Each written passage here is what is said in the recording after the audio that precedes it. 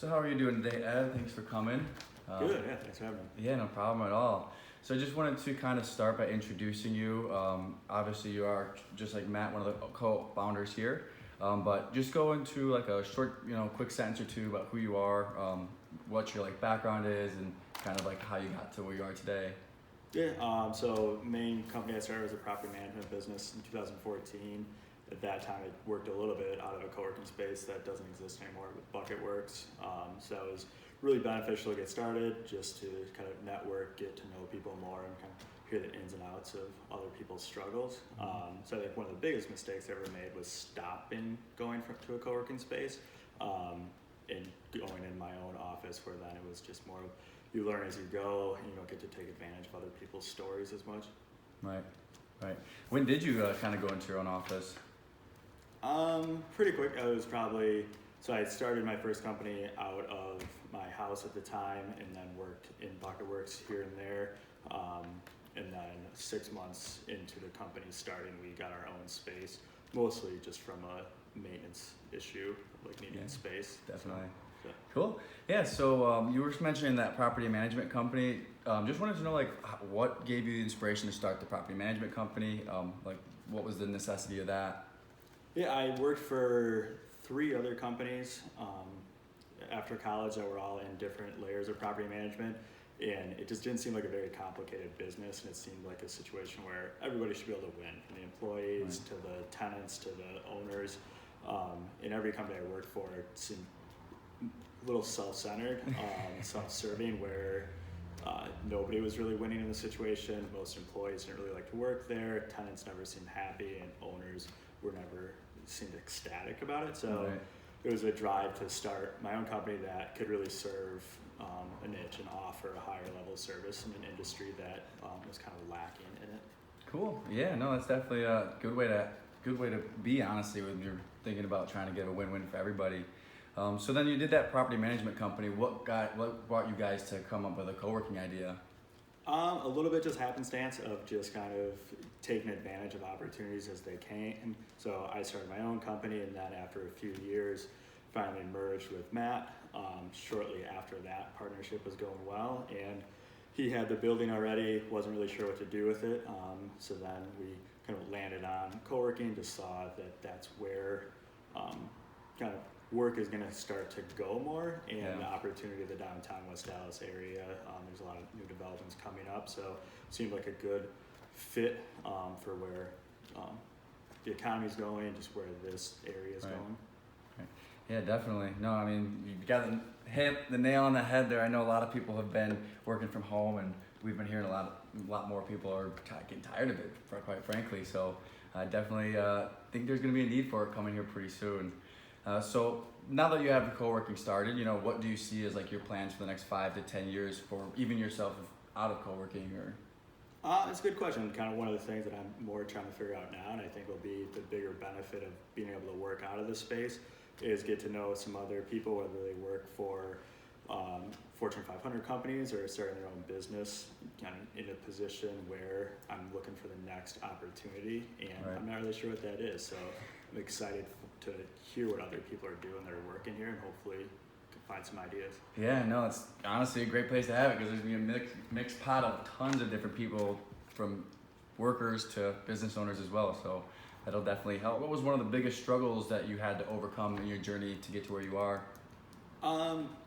Human resource headaches was number one, and then just accounting and woes was number 2. And same thing, I think, if I was working in a space that had a more collaborative environment, I could have gotten more help or learned from other people, instead of learning the hard way of picking the wrong accountant to start with, and then having mistakes go there. That snowball adds up pretty quickly, and it's hard to get out of.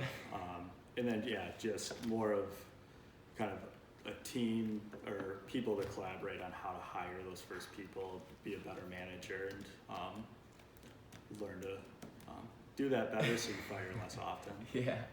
No, it's that they have they say that in what is it, the hire slow, fire fast. Yep.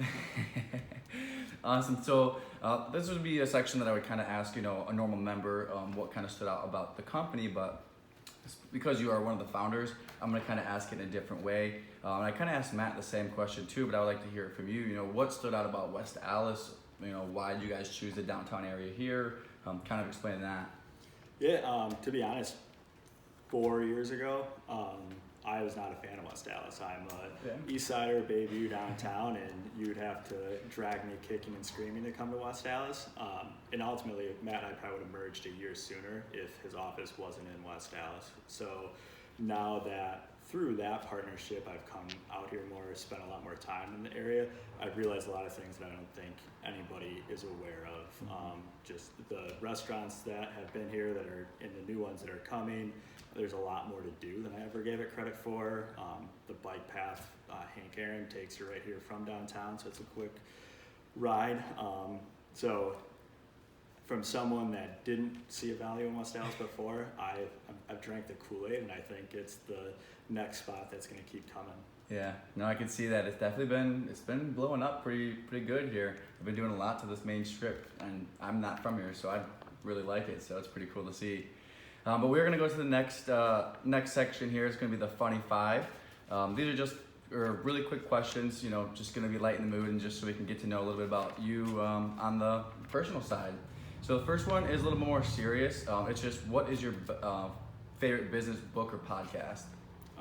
Favorite book I've read in the last year would be Thinking in Bets by Annie Duke. So it's a really interesting book and kind of comparing life to poker versus chess and kind of being able to make decisions with kind of imperfect information. So I was pleasantly surprised with that one. Yeah, that actually sounds really interesting. I probably wouldn't give that one a read as well.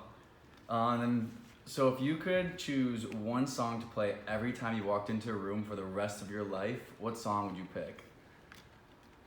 I don't know. We'll go Pursuit of Happiness with Kid Cudi. Okay, yeah. That kind of took me from left field. I wasn't expecting that. That's a good one. And then if you were a professional athlete, what sport would you play and why would you play that sport? I grew up playing basketball, and I would probably say I'd try to do that. Obviously, the opportunity for that was pretty far off. So, but if somehow I grew a foot, that'd be interesting to try out. Right on. Did you play basketball in high school or? Yeah, when I was a little kid, and then through high school. Right on. What position? Like point guard or shooting guard. Cool. Oh, that's super cool. And then this is honestly one of my favorite questions. What was your biggest splurge? And for those who don't know, a splurge is just something you bought, you didn't plan for, and you overspent. Probably when I finally took the leap and started taking a month off every year. That the first year going to Romania was not a lot of planning in advance, and definitely just kind of went and spent whatever I decided to spend. So, and then following through with that most years since, and just committing to take a full year off and disconnect. Yeah, no, it's super cool. You lived in Romania for a year? A month. A month, okay. So take 1 month off every year. So. Oh yeah, okay. Yeah. No, that's actually cool. Romania is awesome. And then the last question is, if time and money were not a factor for you, what would you do with your free time? That's the question of the day. Now that I've got more time, figuring out where I want to spend it. So, trying to find more hobbies, and it'd be cool to travel a little bit more right now, but with COVID makes it a little interesting. So, yeah, I'll have to get back to him. All right, sounds good. Well, I appreciate you coming out. That's all we have for today, and we'll see you next time. Cool, appreciate it.